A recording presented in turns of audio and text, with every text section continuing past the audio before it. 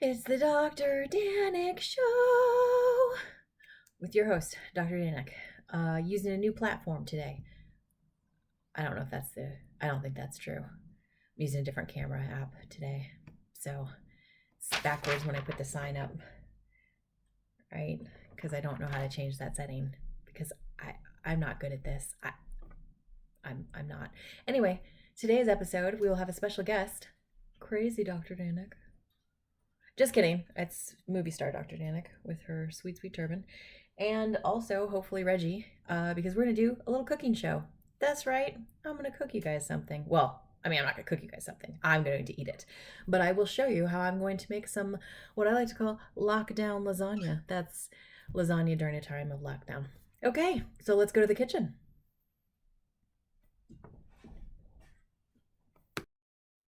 Okay, so as promised, we're doing a cooking show with our special guest.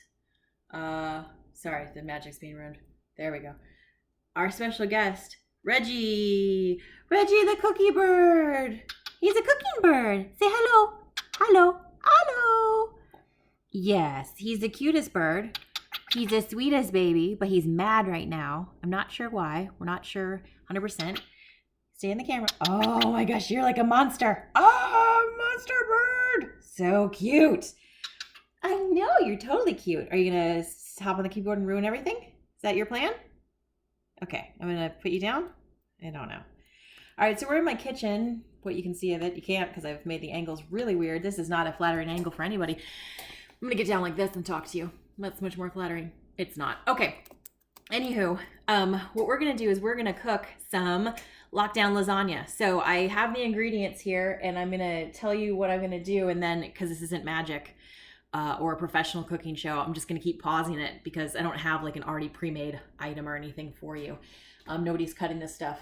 Okay. So I would say about 60-70% of the time that I cook, 75-80, Reggie is with me.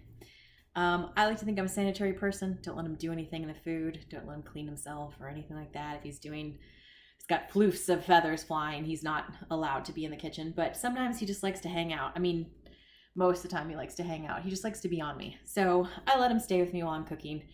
Normally that works out, except if he sees something that he likes. So things that he likes. He enjoys carbohydrates like his mom. Like you would not believe. He has, the other day he ate like, I think an entire long spaghetti noodle and another rotini noodle because he saw that I had carbs and he wanted them. He will also, if he knows that eggs are being cooked, he will go for them. So he's got a whole bunch of things that he enjoys, and mostly it's carbs and sometimes eggs. And he will when he finds them, he wants to eat them. He also will sometimes try and eat. Well, he often will try to eat vegetables and stuff from my hand, but he does not actually want to eat them. He just wants to taste them, and then he goes, as though I've tried to poison him, even though he goes back for it. It's a whole thing. Anyway, so what we're going to do is we're going to make some lasagna. We got the oven preheating at 375 degrees Fahrenheit. Yeah, because we're in the United States. Yeah, that's Fahrenheit. Okay.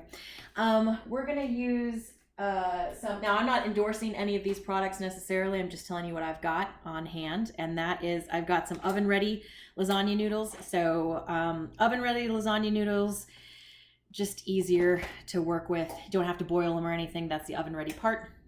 So we're going to use those as our lasagna noodles. I think it's going to fit into this. This is about like a 9x13 or so pan. It actually happens to be Spode. That's actually pretty good. You should check it out. I got it as a wedding present a lot of years ago. 11. I don't know. I can't do the math right now. A lot of years ago, I got it. This is a wedding present. And you can cook it in the oven. You can bake with it in the oven. Anyway, so about like a 9x13 pan though, or sorry, this is like an 8x8 probably, or 9x9, not 9x13. That's what we're going to try for today because there's only 2 of us and come on, we don't need to go crazy. I'm going to make a vegetarian lasagna. You can put whatever you want in it. You can put meat in there if you're into that. I am not in the moment into that. So what I'm going to do is I'm going to put spinach in mine. So I am going to wilt a bunch of this baby spinach in a pan. which is amazing because I'm going to probably put like half to 3/4 to almost all of this in there, and it's going to produce like this much when it's cooked. It's crazy. It goes all in. Anyway, so we're going to make that. Then we're going to mix up some ricotta. So 1 container of this is about 15 ounces. I'm probably going to use this and a little bit of another one that I have because I like a lot of filling. So I'm going to make that. I'm going to mix that, put 1 egg. I'm going to put some parsley flakes in there because I did not have any fresh parsley because I'm an animal. So I'm going to put that in there, some parsley flakes. I'll probably put some Italian seasoning in there. I'm going to put some fresh basil in the mix as well. And then I'm going to chop some up and put it on top at the end as sort of a garnish, and salt and pepper.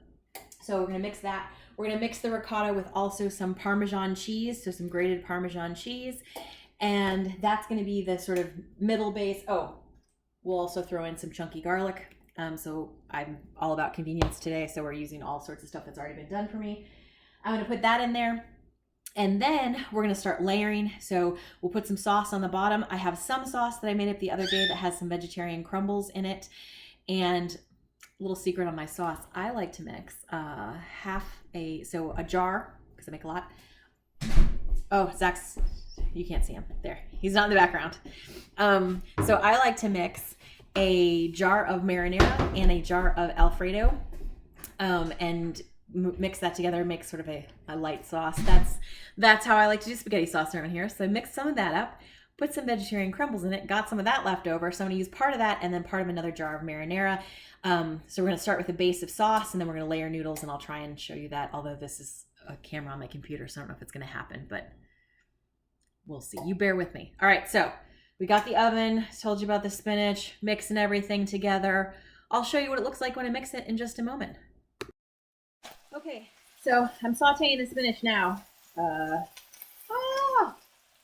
And I put about half that container. That was a full container of that baby spinach. I put about, I'd say half, maybe a tiny bit more than half. And as you'll be able to see in just a moment, it's almost down to nothing. So I'm just going to wilt it a bit. I'm not going to like get it super wilted. Normally, the dangers of cooking. So when I did this, it was in some olive oil. Probably too much olive oil, to be honest. I didn't need that much, but it came out and I didn't feel like wasting it. So put a little, I sprayed, first of all, I will say, none of these are product endorsed. I'm not endorsing any of these products, although I will endorse Pam spray. Cooking spray, love it. So I don't have nonstick pans. I have stainless steel pans. And so they're pretty good about not getting stuff stuck to them, but they can use a little bit of help. So I sprayed a little bit of Pam in there before I put the oil in. I know it sounds excessive.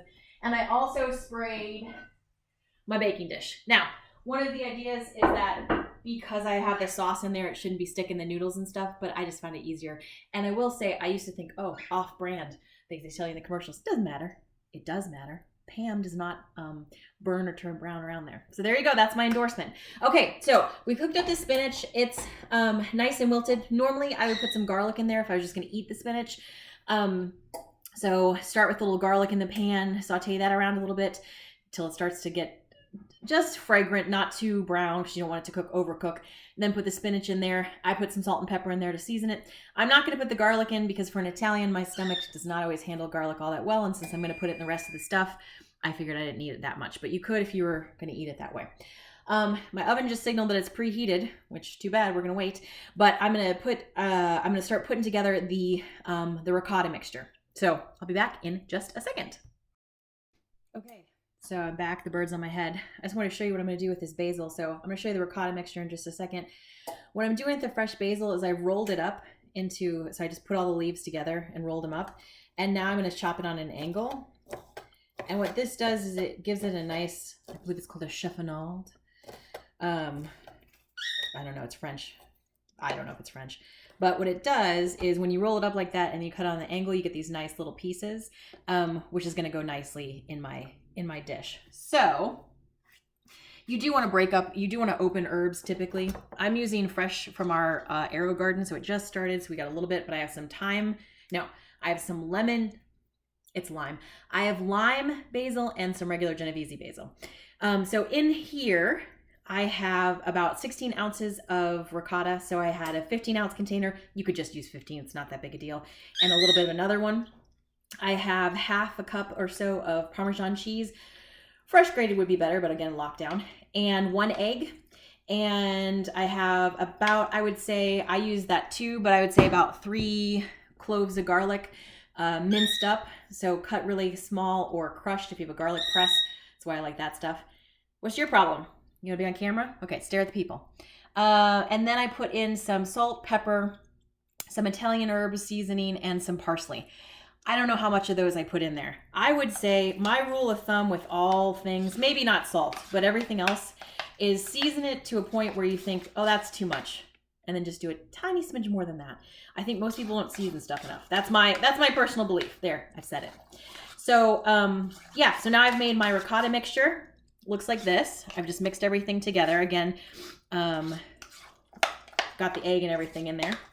And now what I'm gonna do is, now all the hard work's done because I'm not making my own sauce again. Now we're just gonna start layering the lasagna, and back in a second to show you how that might work. All right, yeah, it's going. Boy, this is the world's worst cooking video. I'm too close. Okay, so I'm gonna put some sauce on the bottom. Spread that around a little bit. And again, I sprayed this with Pam beforehand. And then I'm gonna start layering my noodles. I could use a little bit more. I'm gonna start layering my noodles. And then I'll just layer noodles, some filling, some spinach, some mozzarella, and I'll keep layering as we go. Okay. So again, I got my no-bake noodles here. And you just want to make a layer. I don't know, a couple, maybe 3 layers of lasagna. Depends on what you want to do. You know, it's all kind of freeform around here, honestly. Okay, so these are what the no-bake noodles look like. They look more like fresh noodles. Who I'm seeing now that I sprayed some lasagna. I sprayed some spaghetti sauce on the computer there. That's a hazard of cooking. All right, then I'm gonna put some of the ricotta mixture down. Okay, and spread that around. And this works out to about 2 sheets per layer, it seems. I might end up putting a little more on the side or something later. We'll see. Okay, so spread my ricotta mixture down. That's a lot, but we're going with it. Take some of my spinach and layer that down. And then I'm going to distribute that a little bit better. My hands are clean. I just washed them. I obsessively wash my hands in the kitchen. It's as good as we're going to get today. All right, and then a little bit of mozzarella. And then we'll put more sauce on and do the next layer. And I'll show you what it looks like when it's finished.